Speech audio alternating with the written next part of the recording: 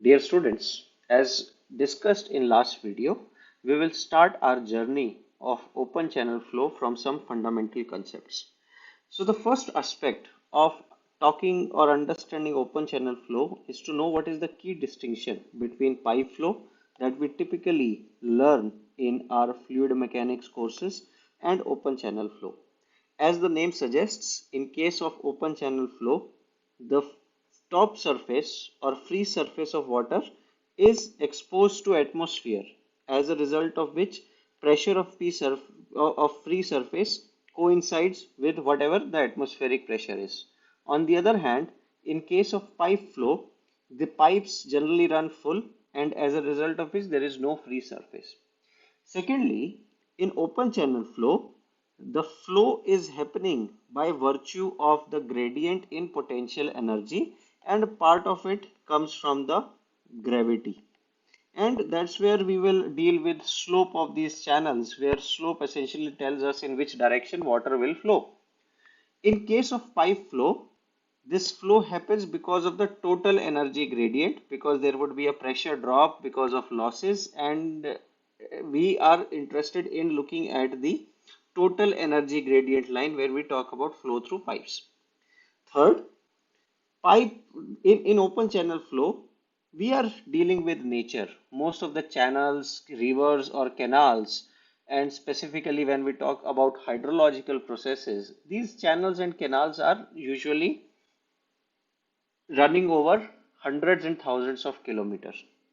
So the variable geometry is ubiquitous, or it is one of the universal features of the open channel flow. On the other hand, when we deal with pipes, we typically deal with fixed geometries along the reach. That is, if we have a circular pipe, we assume that pipe may expand, may contract, but the variations are not as high as we typically deal in open channel flow. Finally, in case of pipe flow, Reynolds number is governing number, and in case of open channel flow, we will use Froude number, and as we go forward, we will try to understand what is Reynolds number and Froude number in the context of open channel flow. But one context is same, that both pipes and open channels, they are designed to cater the discharges, and both of them are essentially transporting fluid from one point to another. The mechanism of transport or the heterogeneities has resulted in a different subject, what we call as open channel flow, that we are going to discuss. So before we talk about some mathematics, let us look into another conceptual discussion which deals with classification of open channel flow. So if we are talking about open channel flow, this open channel flow, it could be unsteady. That means there may be some variation with respect to time, that is rate change of height with respect to time at a given section. So if this is our channel and we are standing at section 1, this is section 2, this is x-axis and this is our y-axis. So if the velocity or depth is changing with respect to time at section 1, then we would say that flow is unsteady at section 1. Similarly, you can look into another property, that is velocity at this cross section 1, or even a discharge at cross section 1. So we would classify such flows as unsteady flow. Within unsteady flow, we can have uniform flow or varied flow. Now, what this uniform flow is, if depth at section 1 is y1 and depth at section 2 is also y1, that means as we are going along the reach, depth of flow is not changing, and we say that such flows where rate change of properties of flow with respect to space, they are zero, we can essentially say that within that reach our flow is uniform. On contrary, if these properties are changing with respect to time, we call it as a varied flow.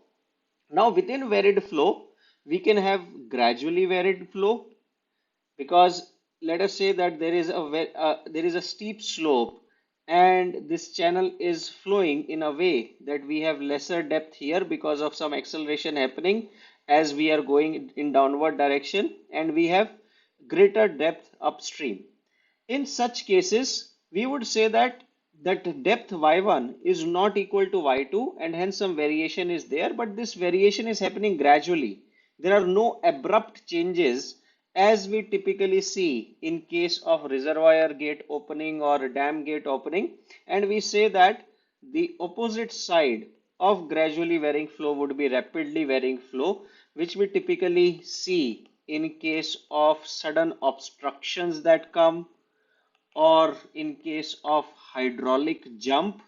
The images I showed yesterday where a dam gate was opened and we saw some rapid amount of water coming out and resulting in some spectacular formation of these rollers or turbulent flow, which we essentially call as hydraulic jumps. As we classified this unsteady flow into uniform and varied flow further into gradually and rapidly varied flow, we can also have a steady flow where rate change of these properties are equal to zero, velocity is not changing with respect to time, or discharge is not changing with respect to time at any of these sections. And if any of these properties are changing with respect to time, we safely say that this is an unsteady flow. Then our unsteady flow again can be our steady flow, sorry, when this is equal to zero, it is a steady flow. Our steady flow again can be uniform, or it can be varied, and again it can be gradually varying, or it is rapidly varying. In this class, we will typically try to cover all the cases. If not in full detail, at least we will try to introduce as many components or classifications associated with open channel flows. Then we can also classify the flows within channel sections as laminar or turbulent. You might remember that whenever we talk about laminar or turbulent flows in pipes, the number of interest is Reynolds number. And based on Reynolds number, if Reynolds number is very high, we can say that our flow is turbulent. If Reynolds number is very low, we say that it is laminar.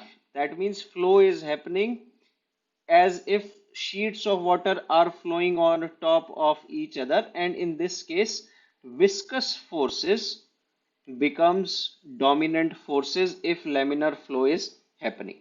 On the other hand, in case of turbulent flow, we have formation of eddies and a lot of energy loss or dissipation happens in case of turbulent flow. As you can imagine that in open channel flow, whenever there is a stream or there is a natural bed on which there are a lot of rocks or pebbles that are lying here and there, and this water is flowing, the possibility of having laminar flow, nice thin sheets of flow, becomes less. As a result of which, in case of canal flow or open channel flow, the dominant flow patterns are often turbulent or transient, that is somewhere in between laminar flow and turbulent flow. If you recall, the Reynolds number is defined as VL by nu, where V is flow velocity, L is characteristic length, and nu is kinematic viscosity. Kinematic viscosity. And in case of channels, we take this characteristic length as depth of flow, typically represented as Y. And when we talk about RE, if RE is well less than 600, we say that our flow is laminar. If RE is much greater than 600, we classify our flow as turbulent. And if RE is closer to 600, we classify open channel flow as transient flow between laminar and turbulent. And based on the velocity of flow, depth of flow, and kinematic viscosity of water, which is generally known, we can classify our flow as turbulent or laminar. However, as we discussed in table 1, that when we talk about open channel flow, more than RE, we are interested in another number called as Froude number.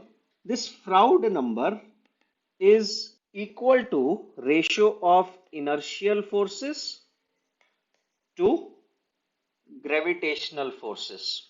If you recall, Reynolds number is ratio of inertial forces to viscous forces, but in case of open channel flow, our predominant forces that would govern flow are going to be gravitational forces, and that's where we are more interested into Froude number than Reynolds number in case of open channel flow.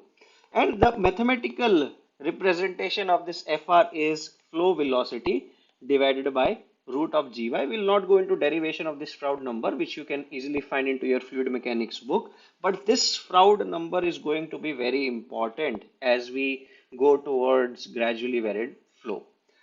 When we talk about Fr, if Fr is less than 1 and Fr cannot be negative, so Fr would be between 0 and 1, Fr can be equal to 1, or Froude number is greater than 1.